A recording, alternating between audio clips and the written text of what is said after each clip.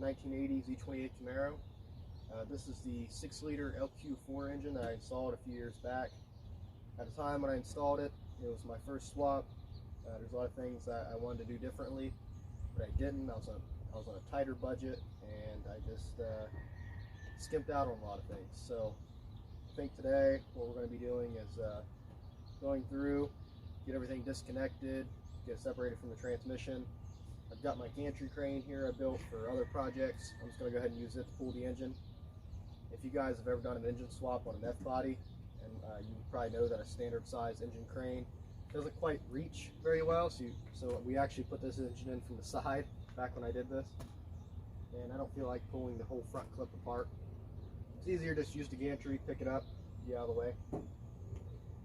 I'm pulling the engine not because it's bad or there's anything drastically wrong with it. I'm doing it because I want to clean up the wiring. I kind of got some hillbilly wiring going on. I did, being young and dumb, and as well as the gaskets and whatnot were all shot on this engine. This engine has like 198,000 or so, I was told when I got when I picked it up. It came out of an old 2500 Silverado plow truck, so it was beat on, and it's leaking. It's showing its age, so it's got a pretty gnarly oil leak coming from everywhere. I'm also going to be going with the LS1 style oil pan. It still currently has the truck oil pan on it, which isn't good for this application. In my case, I'm wanting to bring the front end down, and I also need to get some bigger tires. These are a little too small. I misjudged when I ordered them. So I'm going to be getting bigger tires, dropping the car down. Obviously I can't lower the car if I have an oil pan that's going to be scraping the ground. So right now, with the height it has, it's sitting pretty decent. I'll probably end up cutting the springs. I'll probably do a video on that if I end up going that route. These are actually brand new springs, brand new as in 4 or 5 years ago now, but they never settled as I was told they would. I'm going to go ahead and come over here and disconnect the battery. It's always a good idea when you're working with electronic applications to take the battery off. Another thing I need to replace, this ground cable, which I actually bought one. I just never got around to replacing it. It's actually, so I'm just going to break it off. It's actually an amp, it's a wire made for an amplifier. And it's just corroded. It's about to break. I'm just gonna rather disconnect it from the engine anyway. It just needs disconnected, so we'll just break that off. Go ahead and unplug things like the mass airflow sensor, throttle body, get our ejectors disconnected.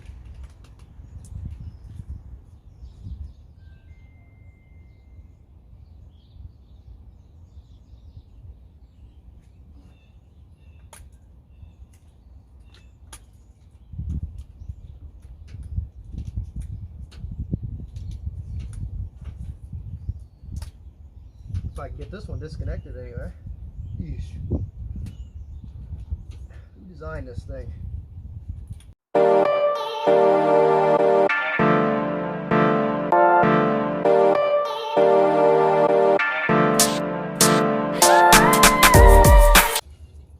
I'm going to use this quick disconnect tool that's made very poorly to try to disconnect the quick connect on there. Tell you what, absolutely despise these quick connects. Not my favorite. I don't know if you guys can see what I'm doing or not. I'm in the way. So pretty much, let me pull this vacuum line off. Pretty much I'm going to slide this on here, make this the right size, kind of slide it into the quick connector. I'm supposed to release it. Ah, there we go. Fuel line disconnected. Alright, get this alternator disconnected. I don't know if I really need to take this one off, to be honest. Old alternator used to connect to. That needs fixed too. and our positive battery terminal. I didn't use the LS wiring for my starter. I used the Camaro's original starter wiring. Okay, check. I think now what I'm going to do is I'm going to drop these header bolts that I'm missing a few of. Another reason I have to pull the engine, I have broken off studs inside the head that I was too lazy to weld a bolt to and get out. So, yeah.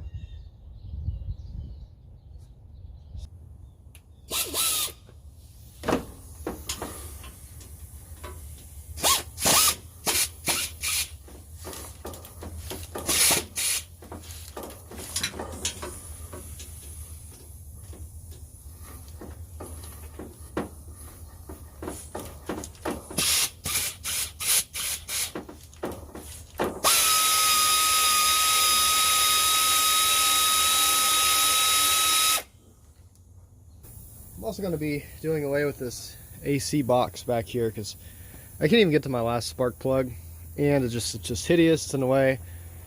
If I go AC, I'm not going that route, so it just needs to be gone. I want to get the heater one, a slim heater box one. So I don't really need heat. I'm not going to be driving it in the winter, but I'd like to be able to have defrost if it gets like muggy out and I end up driving it. So, you know, we're just going to do away with that. So. Again, easier to do with the engine out.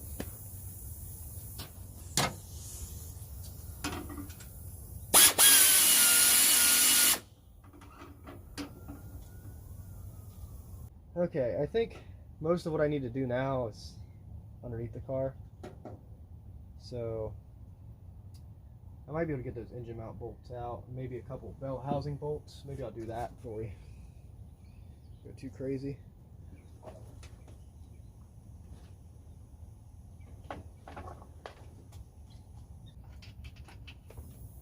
What's going on here? It'd be helpful if I had this hood off, but I don't want to take it off yet. So I'm closer. I might have to. Might just go ahead and do that.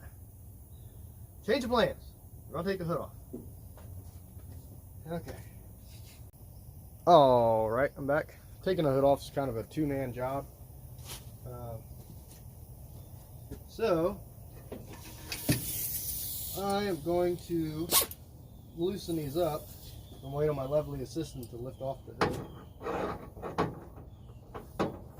Those 9/16.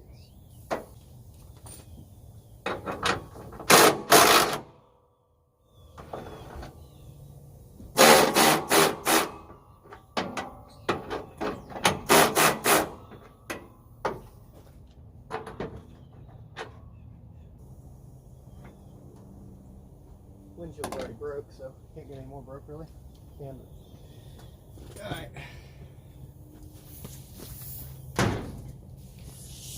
Just hold your side in place while I pull it out. And I'm gonna go there and lift off.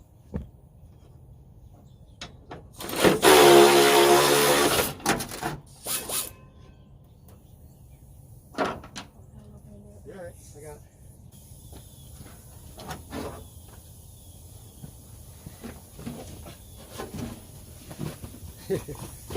Over the phone. Right, sit down right here.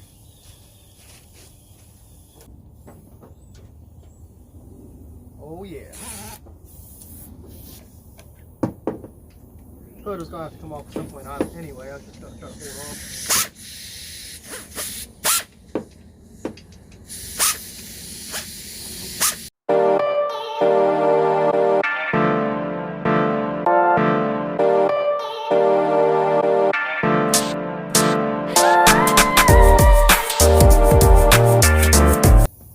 I think now it's time to crawl under the car and start taking stuff out.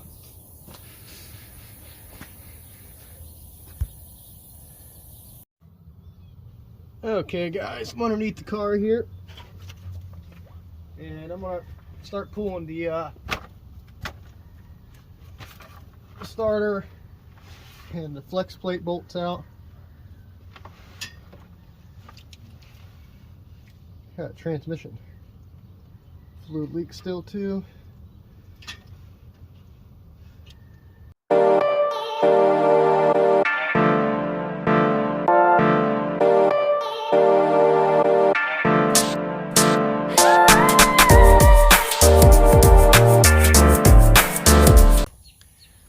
Alright, we're back up top here. I'm going to lower the car back down.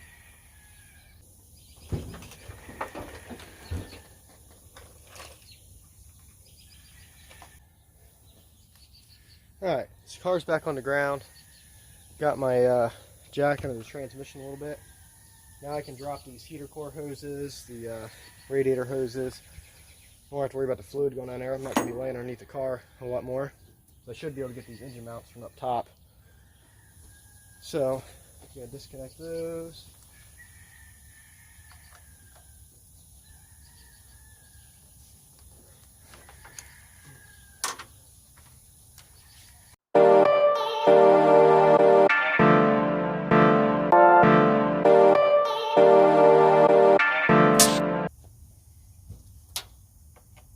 Sure, 5/16 is close enough. Get the fuel rail off first. Okay, up and at 'em.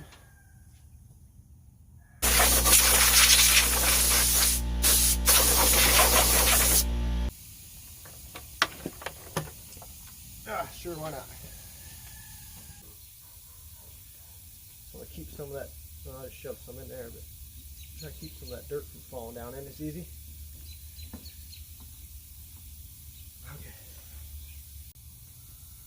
Alrighty, I'm back with my plate. Now, before you judge me, yes, this is not made for the LS platform. This is actually made for small block Chevys. However, I use this exact plate to put this engine in. Doesn't mean it's the correct way, but it's what I have. That's what I'm going to use. So, okay, good enough. Now we need to get the gantry crane over the car so we can pick the engine up.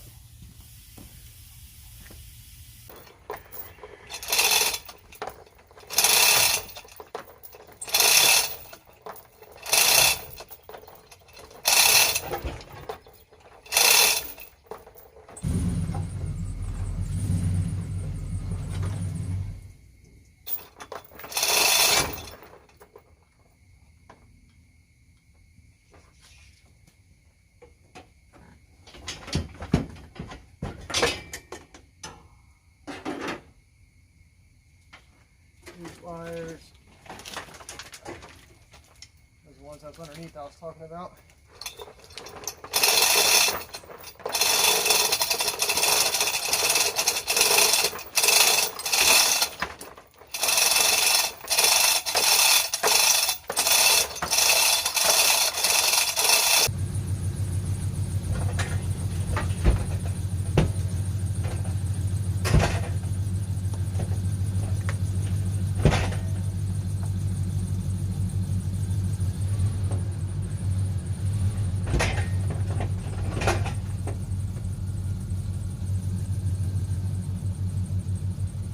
Car and park first.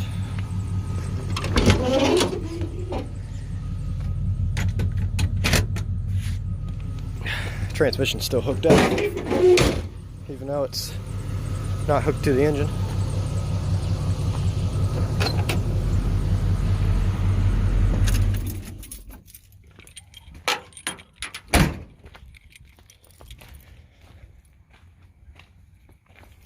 Alright, so the engine's out. I'm going to go ahead and get it set down. I got to dig out my engine stand. We're going to get mounted on the stand. I'll go ahead and post upcoming videos. We're going to be tearing down the wiring harness and everything probably, and cleaning it up. I'm going to be taking this apart, cleaning it up, refreshing the paint job on it, just getting it to look nice again. Freshen up the gaskets. That way when we throw it in for good guys this year, it'll look nice and clean. And that'll be all. And that's going to conclude our video for today. Thanks for watching. Again, this is Chevy Sergeant. and I'll be back with more content here soon.